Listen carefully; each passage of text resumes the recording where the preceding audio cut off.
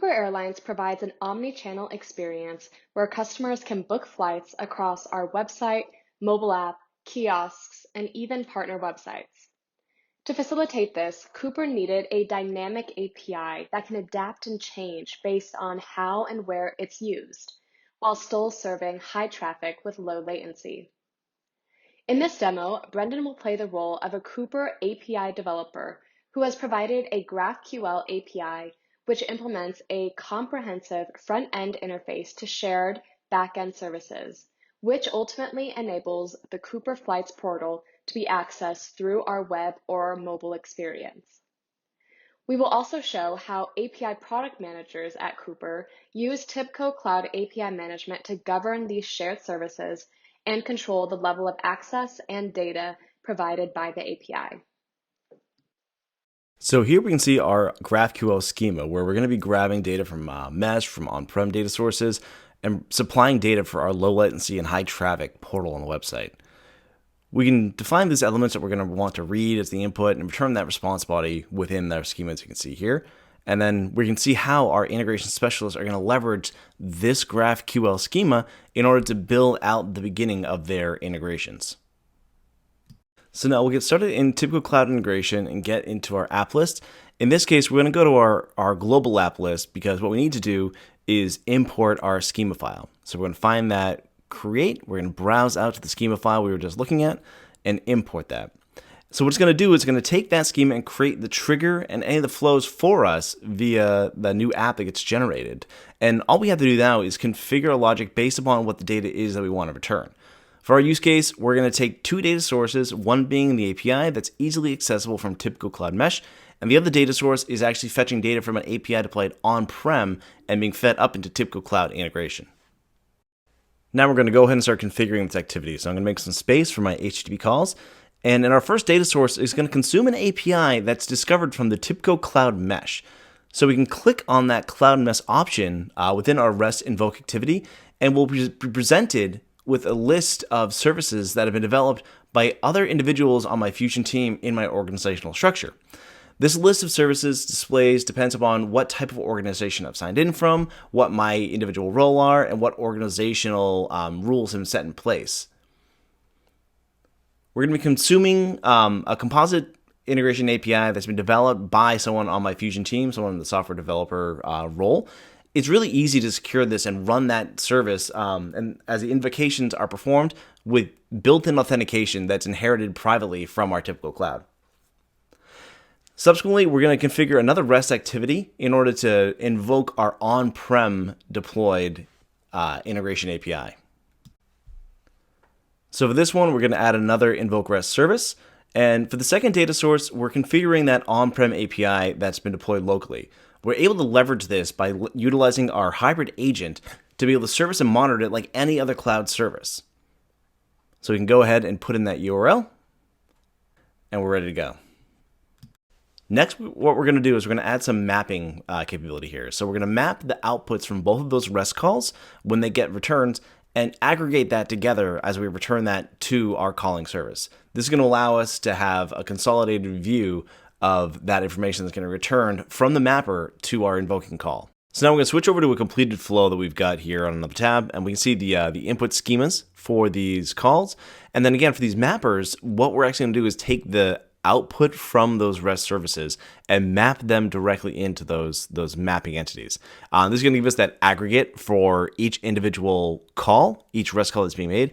And then once we have both of those mapped, we can take the result of both of those and send the aggregation back to the calling service. So now we can bring both of those different APIs into this call and have that composite service that writes this data back to the invoking method. So now let's go ahead and see how we're going to configure this GraphQL endpoint in TCI and add some security policies to that endpoint. We're going to go ahead and add our endpoint address, which we're going to copy and paste from what we have set up in our TCI application, including our own custom path we want to add onto there or one that's defaulted from that app. Then we're going to give it a public endpoint. So this is going to be how the rest of the world can come and interact with that. And again, we're going to give it that same a version or a path in order to help us publish this and have some version control for our public users and how they want to use this externally. Now look at our package keys. We can see we have a series of them here. We have some for external, so things like partners, And then we also have some internal keys for our teams who want to use this API as well. So we're able to access and segment that role, rights, and security based upon the key values set up here within our package keys in our TCI and API management section. So for each set of package keys, we have several different parameters that we can configure.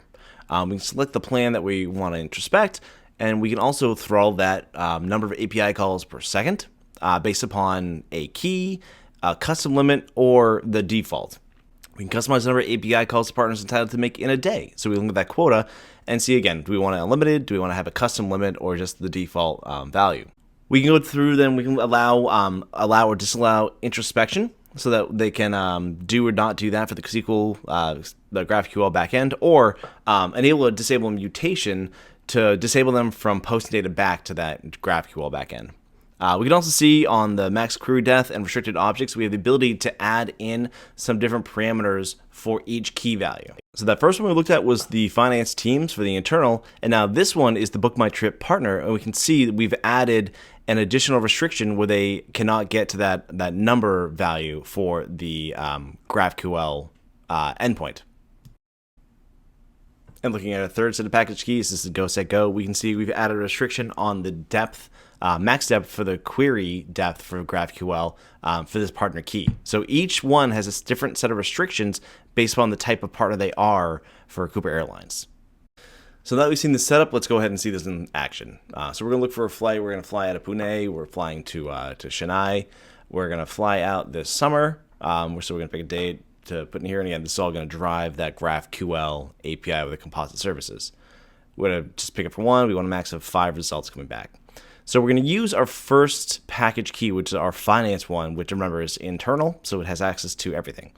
We're going to start pretty simple with a one-way ticket. I just want to get some pricing information. And then we're going to go ahead and we're going to submit that against that API service. So we can see the results come back with that information that we provided. Now, since it's that internal key and it has access to everything, there were no restrictions, we're going to go ahead and open it up and resubmit that, and we'll see that the result set has the complete set of data. So we have no restrictions, nothing stopping us using that key. That key value is what drives it. So next we're going to switch back and take that Book My Trip. So this is one where, if you remember from the previous setup, that has a restriction where it has a restricted item where it cannot get the number bring back. So we can do that query. We see we removed it from the segmented list. Everything works fine.